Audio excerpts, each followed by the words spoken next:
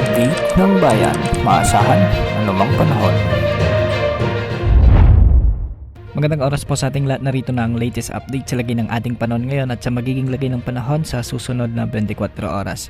Sa kasalukuyan ay isang weather system na lang ang nakakapekto ngayon sa ating bansa at ito ang mainit na easterlies mula sa karagatang Pasipiko. Ito yung hangin na mainit na nagdadala ng maalinsangang panahon sa malaking bahagi ng bansa. Hindi rin nawawala ang pagiging maulap ng panahon na may mga kalat-kalat na pagulan at pagkakaroon ng mga thunderstorms. Dahil nga sumiiral na easterlies ay asahan ang makulimlim na panahon na may mga kalat-kalat na pagulan at pagkidlat pagkulog sa may Bicol Region, sa may Eastern Visayas, sa may Caraga, Quezon Province, Laguna, Rizal at Davao Oriental.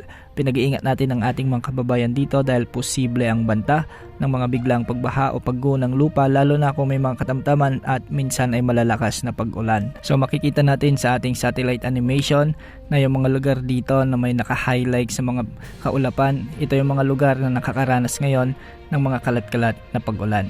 Samantala sa Metro Manila at nalalabing bahagi naman ng ating bansa ay magiging bagyang maulap hanggang sa maulap ang mga papawirin na may mga isolated rain showers and thunderstorms dulot pa rin ng easterlies. Kung may mga umiiral na severe thunderstorms ay hindi rin inaalis ang banta o posibilidad ng mga flash floods o landslides. Sa mga susunod na araw ay posibleng ideklara na ng Pag-asa ang pagtatapos ng amihan season sa ating bansa ngayong taon.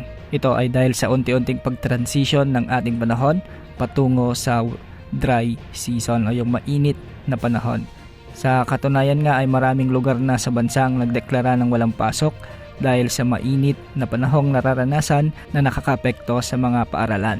Para naman sa lagay ng mga pag-alon sa ating mga karagatan, ang eastern sections ng Visayas at Mindanao ay posibleng umabot ang mga pag-alon hanggang 2.8 meters, samantalang sa northern Luzon ay posibleng umabot ang mga pag-alon sa mga baybayin dito hanggang 2.5 meters. Sa nalalabing bahagi naman ng bansa ay posibleng umabot ang mga pag-alon hanggang 2.5 meters. Sa ngayon ay wala pa rin tayong namomonitor na anumang bagyo o potential na bagyo gaya ng LPA na posibleng pumasok sa ating area of responsibility sa susunod na 3 hanggang 5 araw. Yan ang update sa lagay ng panahon. Ito po ang weather update ng bayan, maasahan anumang panahon.